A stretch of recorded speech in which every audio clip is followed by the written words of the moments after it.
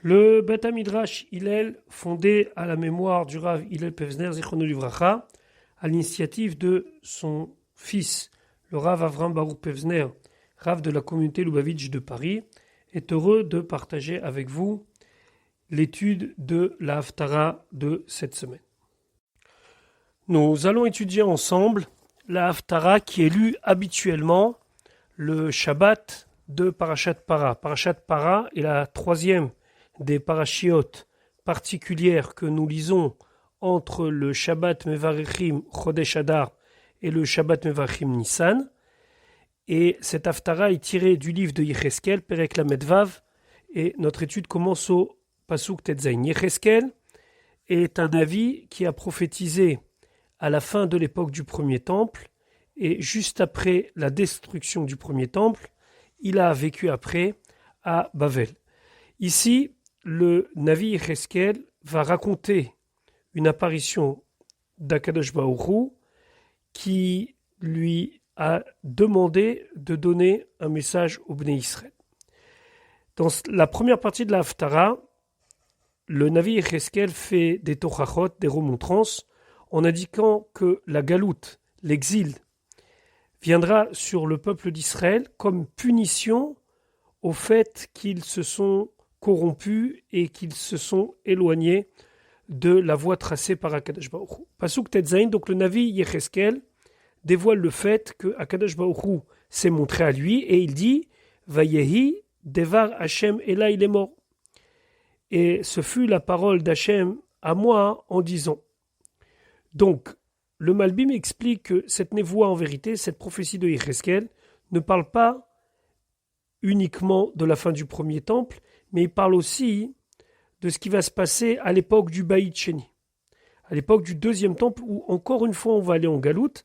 Alors, c'est non seulement quelque chose que le Navi Yecheskel veut prévenir et veut dire attention, il risque d'y avoir un problème, et d'autre part, ça correspond aussi sur ce qui s'est passé à la fin de la période du premier temple. Pasuk Yudzain, Ben Adam. Ben Adam s'est expliqué dans Rashi au début du livre de Yecheskel. Pourquoi Yecheskel est appelé Ben Adam? Alors Rashi amène deux manières d'expliquer cela. Première manière, c'est parce que on veut dire que c'était un homme exceptionnel. Deuxième manière, c'est pour lui apprendre la hanava, l'humilité. On sait très bien que Yecheskel a vu des choses extraordinaires. Il a vu la Merkava, le char céleste. Il s'est promené, entre guillemets, parmi les anges et les créatures spirituelles les plus élevées.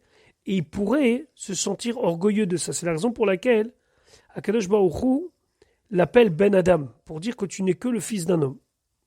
Et voilà le message qu'il lui donne. Beth Israël, la maison d'Israël, c'est-à-dire les Bnei Israël en général, Yoshevim al Admatam, étaient installés ou sont installés sur leur terre, en Eretz Israël.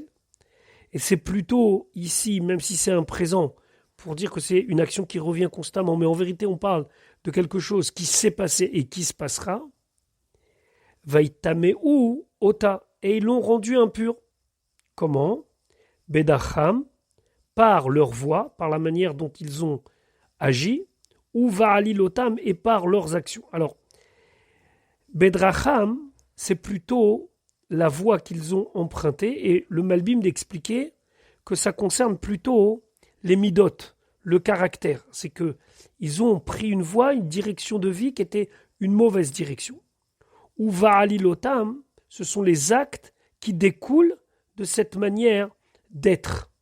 Donc ici, c'est important de le retenir par rapport à ce qu'on étudiera plus tard, on reproche au Bnei Israël non seulement leur midot, leur trait de caractère, le manque d'empathie, et on va voir la cruauté parfois qu'ils vont avoir de tuer des innocents, parce que cet acte de tuer des innocents vient par le fait qu'ils ont choisi des chemins qui étaient mauvais.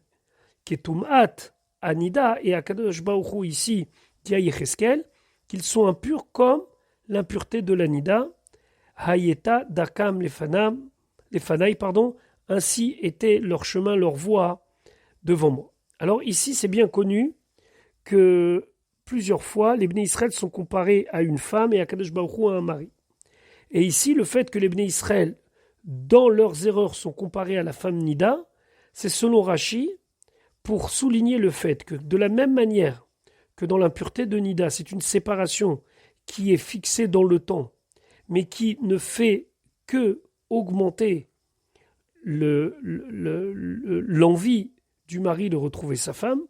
La même chose ici, il faut comprendre et voir la galoute comme un moment qui, dans le temps, est fixé pour un moment d'éloignement, sans oublier le fait qu'à la fin de cette période de Nida, le couple se reforme. Et donc, on aurait pu comparer notre période d'erreur, par exemple à Toumatmet, à l'impureté due aux morts, qui est plus importante que Nida, mais ici, Rashi souligne que c'est pour bien marquer le fait qu'Akadosh Baruch Hu souhaite retrouver son épouse. Même si là, elle est dans une situation de Nida et qu'ils sont séparés, ça n'empêche pas que la finalité de ça, c'est qu'ils se retrouveront. La comparaison à Nida aussi est au fait que Toumat Nida, à l'époque, lorsque quelqu'un touchait une femme dans l'état de Nida, il était impur, comme si il touchait une avodazara. Alors, c'est pas du tout comparable les deux, ça n'a rien à voir, mais c'est dans les degrés de Touma. Vous savez qu'il y a plusieurs degrés de Touma. Il y a Avi Avot Touma, après il y a Rishon, Sheni, il y a Avatouma. Donc, la Toumat Nida est une Toumat assez importante qui donnait le même effet que la Touma d'une statue d'Avodazara. Mais encore une fois, il n'est pas ici question de comparer la femme à une Avodazara ou quoi que ce soit. C'est simplement dans le degré d'impureté. Donc ici, il veut nous dire à quel niveau d'impureté on est. On est au niveau d'impureté de Toumat Nida qui correspond aussi, et c'est une allusion au fait qu'ils étaient des idolâtres, mais encore une fois, ça n'a rien à voir avec l'état de la femme, qu'elle soit Nida ou pas. Ce qui est important de souligner qu'aujourd'hui, tous les dynimes de Touma et de Tahara ne sont plus en vigueur, la pureté et l'impureté. Aujourd'hui, il y a seulement les lois de la pureté familiale à respecter. Et donc, c'est cette idée d'éloignement pour le rapprochement qu'il faut retenir. Et c'est comme ça que Rashi l'explique. Pasuk Yutret. Vaishpor Hamati Aleem, j'ai versé ma colère sur eux. Al Hadam Asher Shafru al Haaretz, sur le sang qu'ils ont versé sur la terre.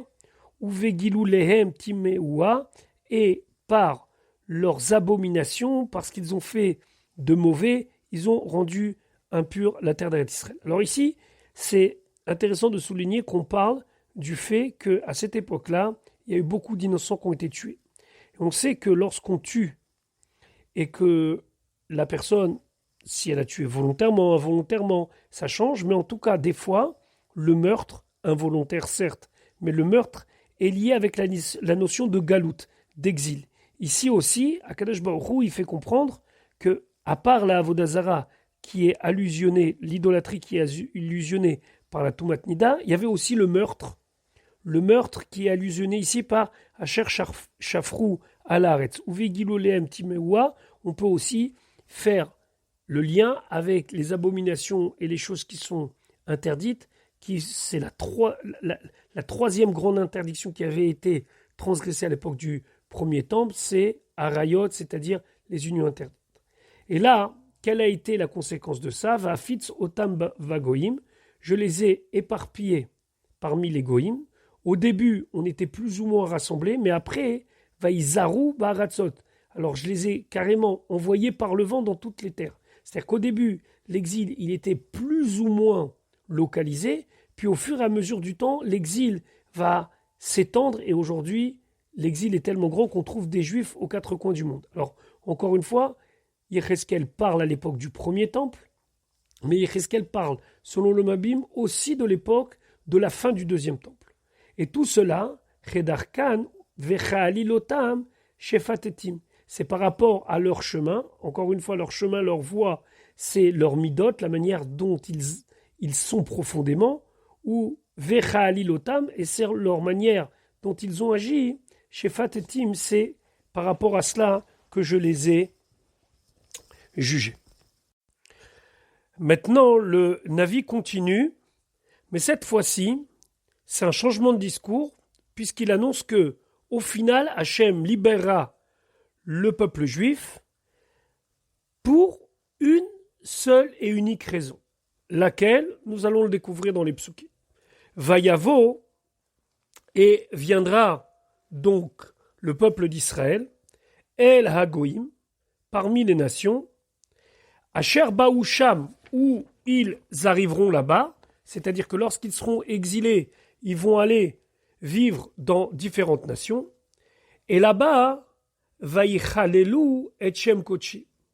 Ils vont déshonorer, désacraliser mon nom saint, c'est ce qu'on appelle le Chilul Hashem. Behemor Lahem, parce qu'on dira à leur sujet, Am Hashem, voici le peuple de Dieu, les Bnei Israël, et les ceux-là, ceux qui étaient si chéris et choisis par Akadosh Baruch Hu. Je vous rappelle que c'est sur le peuple juif que Dieu a dit Ve'atem tiyuli mamlechet kohanim vegoy kadosh ou me'artso yatsaou, et de sa terre ils sont sortis, ils ont été renvoyés. C'est-à-dire que les nations du monde vont souligner le fait que Akadosh Baruch Hu a quelque part abandonné les Bnei Israël, qui étaient le peuple choisi, etc., puisqu'ils se retrouvent en dehors de la terre d'Eretz Israël. Et selon Rashi, il faut aller plus loin. Où est le Chilul Hashem? C'est le fait que les Bnei Israël soient en dehors de leur terre, qu'ils soient en galoute.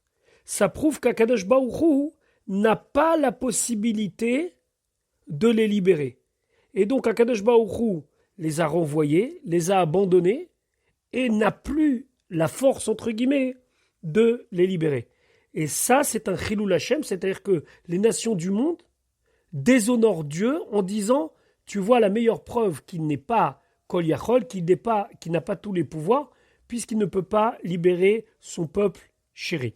Je vous rappelle que cet argument est repris dans certaines religions où on dit, c'est vrai que au début c'était le peuple juif, mais Akadosh Baruch Hu est en colère sur le peuple juif, il n'en veut plus, et c'est pour ça que Akadosh Baruch Hu, en tout cas eux ils l'appellent pas Akadosh Baruch Hu, mais que Dieu a choisi un autre émissaire, un autre prophète pour enseigner une nouvelle foi, c'est sa nouvelle spiritualité, donc que ce soit un autre testament, une autre alliance, ou bien carrément un autre livre comme le Coran, etc., etc.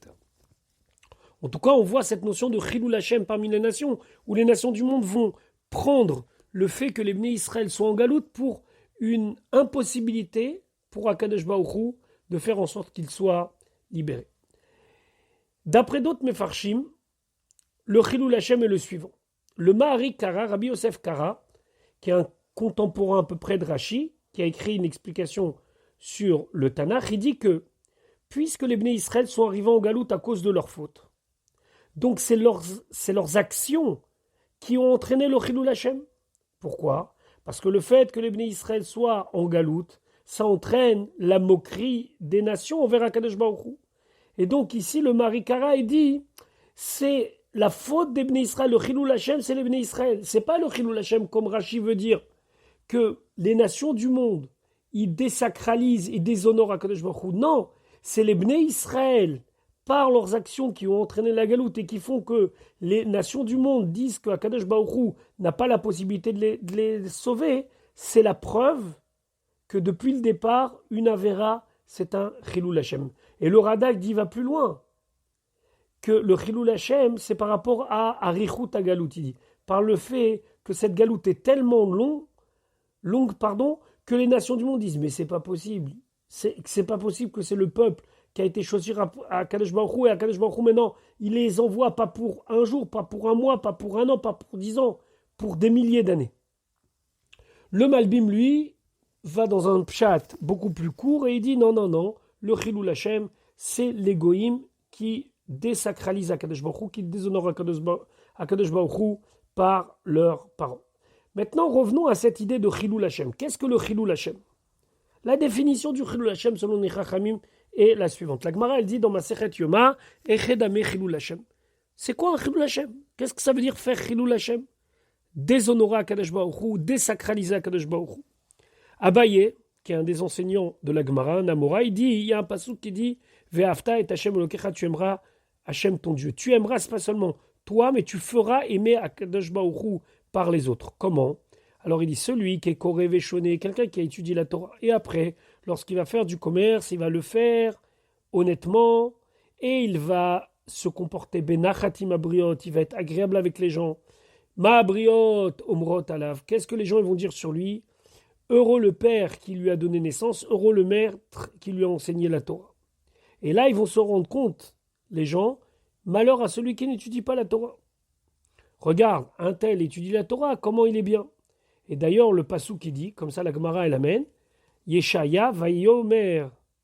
Et il a dit à Kadosh Baruch Hu, li avdi ata Israël. Vayomer li, il m'a dit, c'est Hachem qui dit à Yeshaya, avdi ata, tu es mon serviteur, Israël Asher Bechaet Père, peuple juif de qui je suis fier. Maintenant, la Gemara elle continue. Mais celui qui étudie la Torah et qui se comporte mal dans son commerce et qui ne parle pas avec les gens avec sympathie, qu'est-ce que les gens y disent? Malheur à celui qui lui a enseigné la Torah, malheur à son père, qui lui a donné naissance. Un tel a étudié la Torah, mais regarde comment il se comporte. Kama mechuraim drachav, la Gemara dit combien sa manière d'agir, elle est mauvaise. Le pasouk dit sur lui, et là la Gemara elle amène le pasouk ici de Yecheskel, Bemor laem amachem ele umertru yatsaou, que les gens ils disent regarde, ça c'est le peuple de Dieu, ça. Ils ont été renvoyés de la terre. Donc on voit que la Avera de Chilul Hashem, la Avera de désacraliser le nom de Dieu, c'est par notre comportement et par la manière dont on va agir. Et donc, la galoute, c'est un Chilul Hashem. La galoute, c'est un véritable Chilul Hashem. Akadosh Baruch Hu, dans le passouk Ravbet, il s'adresse au Navi, il lui dit la reine. C'est pour cela. Puisque la raison de la galoute, c'est vos actions. Mais les conséquences, c'est le Chilul Hashem, ça veut dire que moi, je suis malmené parmi les nations, et mort les bêtes Israël. Tu diras à la maison d'Israël, Ko Amar Hashem Elokim, ainsi Hashem il dit, Lo le ma'anchem, c'est pas pour vous, et c'est pas pour votre mérite. Ani osé que je vais faire la Géoula, que je vais entreprendre de libérer Beth Israël, la maison d'Israël, qui im les shem kochi asher chilaltem. Mais c'est par rapport à mon nom saint que vous avez désacralisé, c'est-à-dire que vous êtes partis en galoute, mais au final, qui paye, entre guillemets? C'est moi, Kadosh Baruch Hu, parce qu'on remet en cause mes capacités, alors que moi, je sais pourquoi vous êtes en galoute, parce que vous êtes Ketumat Nida. Veyadoa Goïm, et le fait que moi, je vais faire venir la Géoula pour arrêter ce Chilul Hashem, alors là, les nations du monde, ils vont prendre conscience qui a ni Hashem, que je suis Hashem.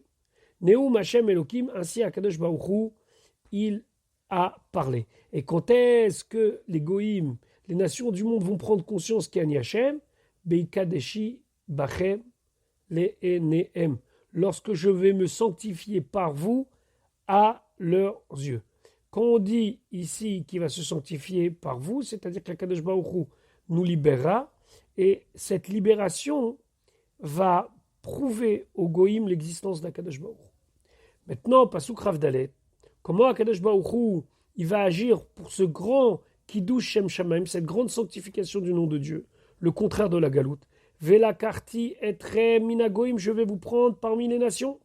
Et on sait que le mot Vela karti fait référence à prendre Beyad Rama, avec la main haute. Ça veut dire que on va pas revenir sur notre terre comme des voleurs, mais Akadosh Baruch Hu, aux yeux de tous, il va nous prendre.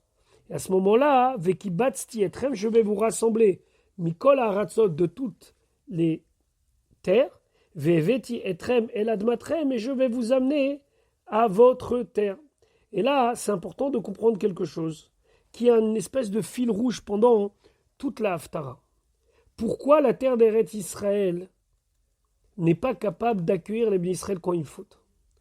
La terre d'Eretz Israël, c'est la terre où Akadosh Baruch Hu a posé ses yeux en premier. Cette terre ne supporte pas le fait qu'on désobéisse à la loi d'Akadosh Baruch Hu et qu'on la rende impure. C'est la raison pour laquelle on trouve une expression de vataki. La terre, elle peut rejeter ses habitants. Et c'est ce qui s'est passé. Donc, quand Akadosh Baruch Hu, il a jugé que les bénis Israël n'étaient plus aptes à être dans cette terre, il les a renvoyés de cette terre. Mais un jour, il va les ramener vers cette terre. Et ça, c'est la bonne nouvelle en soi. Mais attention, l'olema anchem, je ne fais pas ça pour nous. Il fait ça pour lui. Ça veut dire qu'il y a une notion de Géoula qui n'est pas liée avec notre destin en tant que peuple, même si bien sûr pour nous ça va être une libération extraordinaire, mais c'est une libération de la Kedusha, de la sainteté, de la Shrina qui est emprisonnée dans la galoute. Et ça, c'est le point important, parce que si on devait attendre que ça soit l'arrêt du Chilul Hashem, alors c'est sûr que peut-être qu'on ne serait pas à la hauteur. Alors Kadosh Baruch Hu dit de toute façon un jour ou l'autre je le ferai, mais pour moi et pas pour vous. Maintenant, le Navi Yecheskel continue de parler de ce processus de Géoula. Donc il a dit qu'au final, Akadosh Baruch Hu va nous ramener vers notre terre, dans notre terre. Mais avant ça, il va y avoir une étape très importante, c'est la purification des Bnei Israël. Et c'est là le lien entre la parashat Para et la Haftara de Para. Puisqu'ici, on va parler d'eau qui est aspergée sur les Bnei Israël, comme l'eau de la Para Adouma, l'eau de la vache rousse qui était aspergée pour purifier les Bnei Israël. Donc le pasuk nous dit, pasuk Raf E, verset 25, Vezarakti alechem maim teorim. Je vais jeter sur vous de l'eau, des eaux pures. Alors les eaux pures, c'est les eaux qui enlèvent la Touma. Effectivement, les Bnei Israël sont comparés à quelqu'un d'impur à cause des fautes. Et de la même manière que quelqu'un, lorsqu'il est impur, il peut se purifier. Et pour l'exemple qu'on avait vu plus haut, que la femme Nida peut se purifier pour pouvoir retrouver son mari, la même chose, les Bnei Israël, Akadosh Baruch Hu va les purifier pour qu'ils puissent de nouveau se retrouver à leur place de choix aux côtés d'Akadosh Baruch Hu. Utahartem mikol tumotechem, et je vais vous purifier de toutes vos impuretés. Ou mikol gilou lechem, et de toutes vos abominations, de vos mauvaises choses, ataer etrem, je vais vous purifier. Et donc, Akadosh Baruch Hu, à la fin des temps, va pardonner aux Bnei Israël toutes leurs fautes, comme un tamé, comme un impur, qui se purifie par le fait qu'il se trempe dans l'eau. Ou bien, exemple de notre paracha, par le fait qu'il va être aspergé de mes khatat, d'eau de khatat, c'est-à-dire d'eau mélangée avec la cendre de Paradouma. Donc au final, il faut se débarrasser de ça. Maintenant, il y a une crainte. Et d'ailleurs, cette crainte, souvent l'exprimer. On a eu un premier Beth Amikdash, on a un deuxième Beth Amikdash. Le troisième Beth Amikdash va venir Bimhera Beyameno. Mais qui nous dit qu'après cela, il n'y aura pas encore des problèmes? Il y aura peut-être un quatrième Beth Amikdash, cinquième Beth Amikdash, cinquième Beth Amikdash. Comment on fait?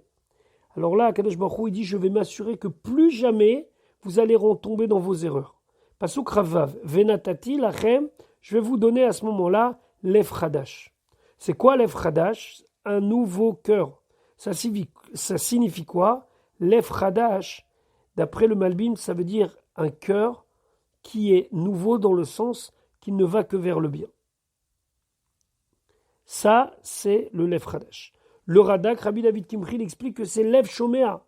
On va avoir un cœur qui est enclin à écouter. Pourquoi? Parce qu'aujourd'hui, on n'est pas capable d'écouter. Et il continue le pasuk.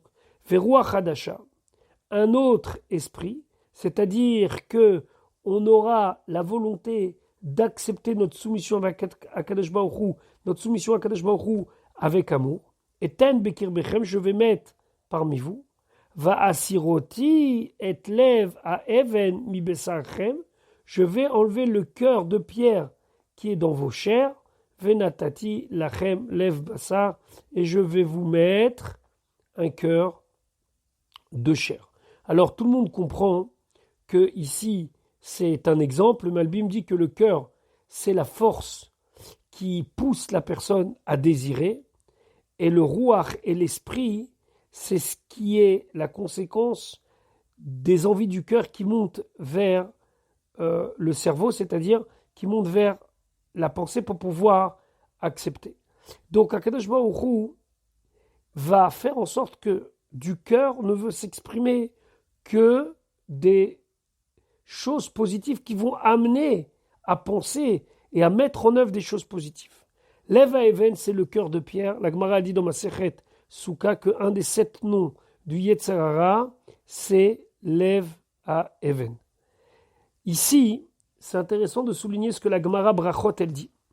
La Gemara Brachot, elle dit que si, au nom de Rabbi Chama ben Rabbi Hanina, que s'il n'y avait pas 3 psukim dans la Torah qui donnaient aux Bnei Israël des circonstances atténuantes pour leurs fautes, eh ben, on ne pourrait pas tenir et on serait déjà détruit.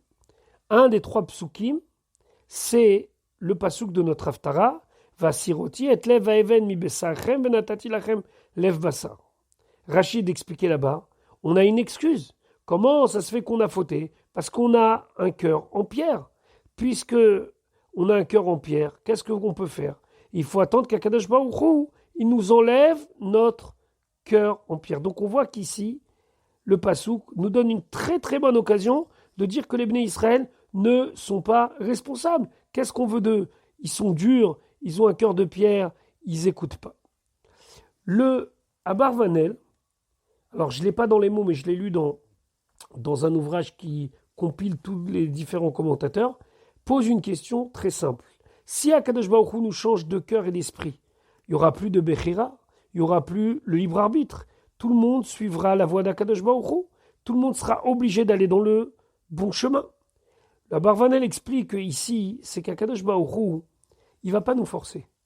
C'est nous qui allons choisir de le suivre, mais cette fois-ci, de manière éternelle. Pourquoi? Parce que ça va être tellement magnifique, on va voir des choses tellement magnifiques, que, entre guillemets, on n'aura plus le choix que de le suivre. C'est pas que Akadosh Baruch Hu, il va nous enlever la possibilité d'aller dans le contraire du bien. Pas du tout. On peut imaginer, même si c'est difficile de concevoir cela après la Géoula, puisque la Géoula, ou en tout cas les moments qui vont peut-être précéder la Géoula, sont des moments où il y aura un dévoilement d'Akadosh Baruch Hu très important, qui va faire que le mal va disparaître, ça c'est la finalité du monde, mais il y aura une période intermédiaire où les Bnei Israël vont adhérer de tout leur cœur par la puissance du dévoilement d'Akadosh Baruch Hu, qui fera qu'en vérité, le Lev HaEven, le cœur de pierre, se transformera en Lev Bassar, en cœur de chair, c'est-à-dire quelque chose de doux. Pasuk Rav Zayin Ved Ruchi, mon esprit, ici on parle de la névoie. Je vous rappelle qu'à l'époque de Yecheskel, et même avant Yecheskel, à l'époque du Navi Shmuel, du prophète Samuel, il y avait des écoles qui apprenaient à avoir la névoie. De quelle manière il fallait rentrer en transe pour pouvoir... Donc, la névoie, c'était quelque chose de connu, mais qui nous a été enlevé. Alors, Akadosh Baruch Hu dit, Ved Ruchi eten bekirbechem. Mon esprit, ça veut dire la névoie, le roi HaKodesh, l'Esprit Saint, la prophétie, je vais mettre parmi vous. Et tout le monde aura la possibilité de se rapprocher de quelque chose qui est le roi Hashem, l'esprit d'Akadosh Baruch Hu. Et Akadosh Baruch Hu dit, Ve'asiti et asher bechukai telechu, je ferai en sorte que je réveillerai vos cœurs pour que vous suiviez mes préceptes, ou mishpatai tishemeru, et mes lois vous allez garder, va'asitem, et vous allez les faire. C'est-à-dire, non seulement Akadosh Baruch Hu va nous remettre la névoie, va nous remettre la prophétie, mais aussi Akadosh Baruch Hu, il va donner aux Bnei Israël dans leur ensemble, alors peut-être pas une prophétie, mais en tout cas un roi Hadasha, une autre manière de voir les choses qui vont permettre aux Bnei Israël de s'élever et donc de se rapprocher d'Akadosh Baruch Hu. Pasuk Rafret, Vishaftem ba'aretz, vous allez vous installer dans la terre d'Israël. Asher natati lavotechem, que j'ai donné à vos ancêtres. Veitem li le'am, vous serez pour moi un peuple. Ve'anochi heye lachem l'Elokim, et moi je serai pour vous un Dieu. Alors ici, qu'est-ce qui se passe? En vérité, il y a un mouvement qui se fait du haut vers le bas et du bas vers le haut, puis encore une fois du haut vers le bas. C'est ce qu'on appelle Itoreta d'Ila, un réveil du haut, Itorata d'Iltata, un réveil du bas. Je m'explique. Au début, Vezarakti alechem maim teorim. Akadosh Baruch Hu, il nous asperge d'eau pure. Et ça, c'est un réveil du cœur. Et donc, les Bnei Israël, ils prennent conscience. Et donc, Veitem liléam, vous allez devenir mon peuple, c'est-à-dire que c'est nous qui allons réclamer la royauté d'Akadosh Baruch Hu. À ce moment-là, Ve'anochi heye lachem lelokim.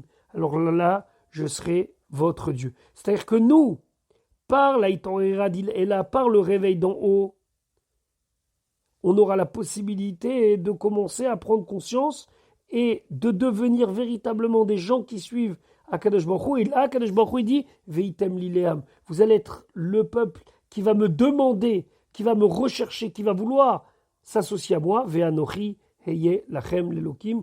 Et moi, je serai pour vous comme un Dieu. Et là, le Navid continuait. Ve'osharti etrem mikol tumotechem. Lorsque je vais réveiller vos cœurs, de faire attention et de garder les mitzvot, et surtout que je vais vous enlever toute l'impureté que vous avez accumulée au cours de la galoute par vos fautes, alors quand vous serez prêts, nettoyés, brossés et tout à fait capables de recevoir complètement le shefa, ce que Akadosh Baruch Hu veut nous donner, eh bien ça va s'accomplir, mais cette fois-ci pas que de manière spirituelle, mais même de manière matérielle. Vekarati el adagan. Je vais dire au dagan, à la récolte, Verbeti oto. Je vais lui dire qu'il faut qu'il se multiplie. Akadosh Baruch Hu va décider qu'à partir de maintenant, les Bnei Israël ne pourront plus avoir de problème d'ordre matériel.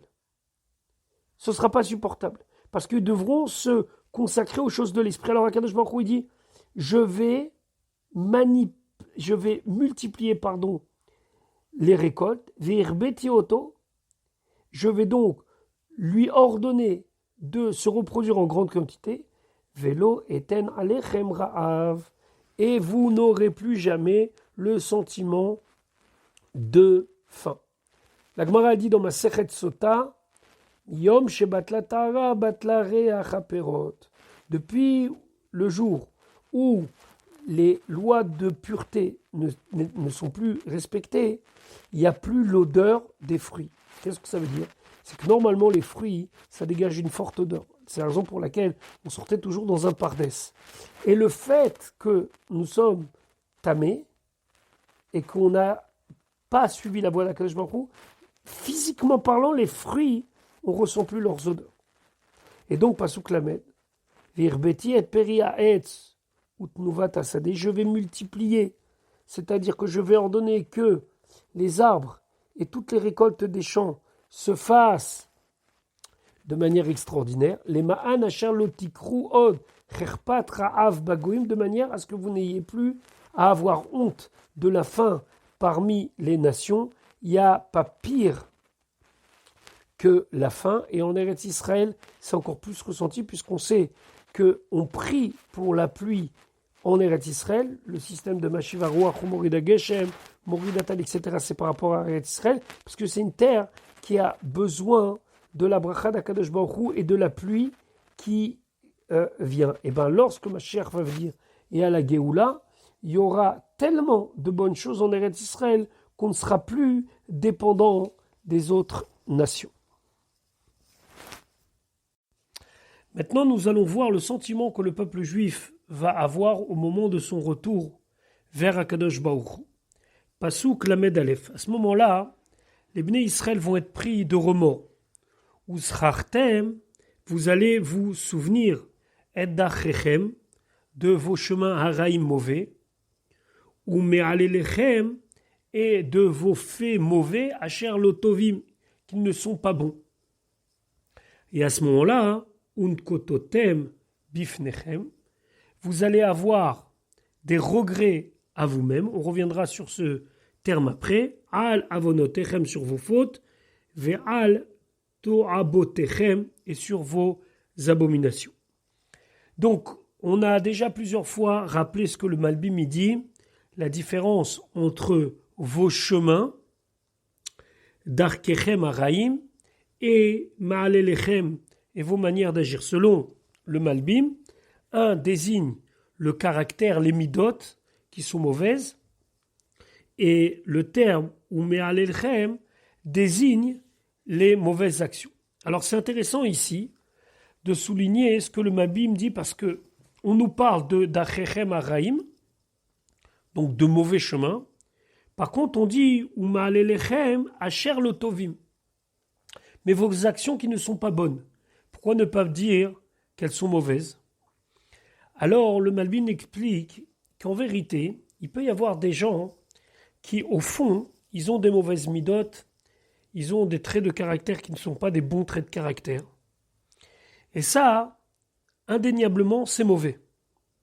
Par contre, la conséquence de cela, c'est que des fois, ces gens-là vont agir d'une manière qui, extérieurement parlant, peut signifier quelque chose de bien. Alors, il donne un exemple.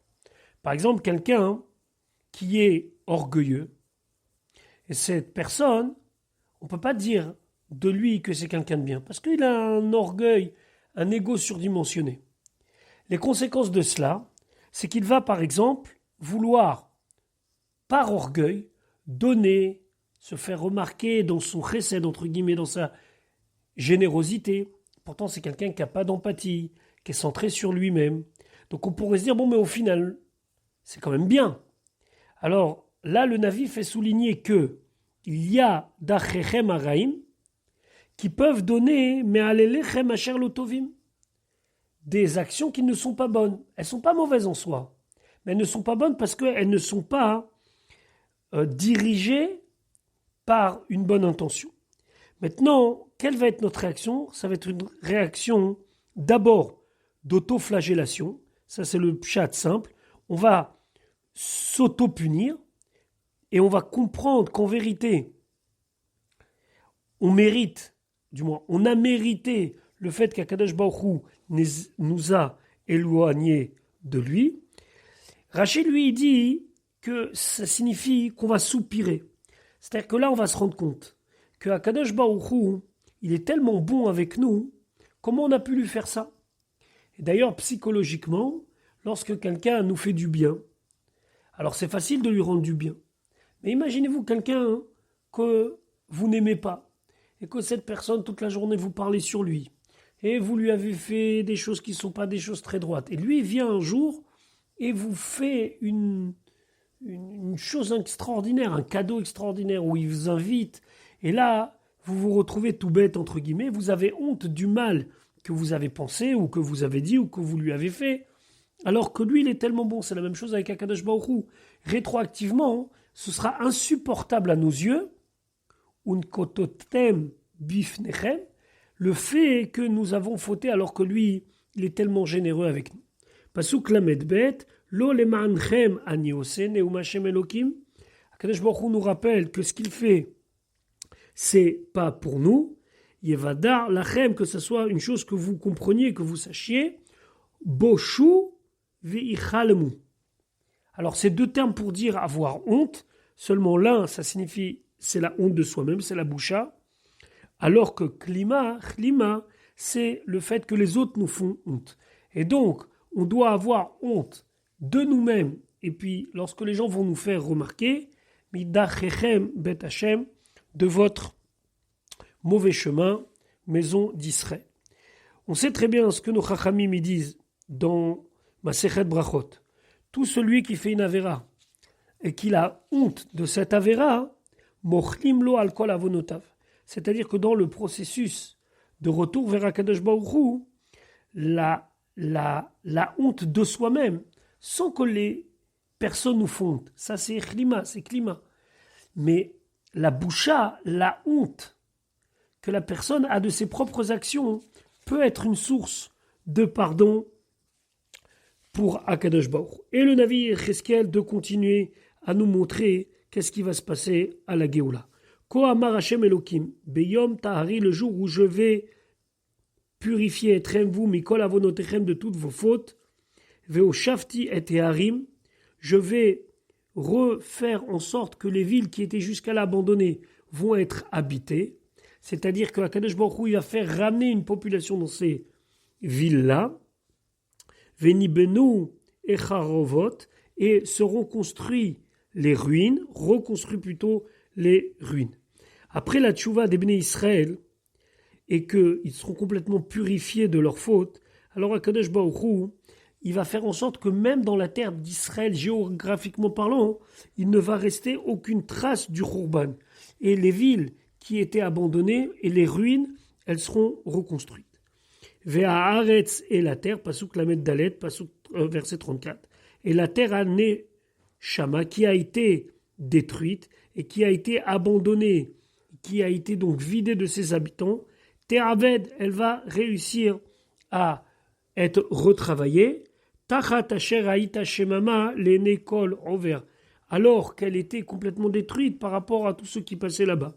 C'est-à-dire qu'il y aura un processus où rapidement la terre d'Eretz Israël va repousser et les villes vont être reconstruites. Pasuk Lamédé, à ce moment-là, lorsque le désert va refleurir et que tous les endroits qui étaient des endroits désertiques vont devenir des endroits habités, Ve'amrou, alors tous ceux qui passeront par Eretz Israël, quand ils verront cela, qu'est-ce qu'ils vont dire? Ils vont dire à Aretz Halezou, cette terre-là, Haneshama, qui précédemment était complètement abandonnée, était complètement vidée, et que finalement, on ne pensait pas qu'un jour, elle allait devenir quelque chose comme cela.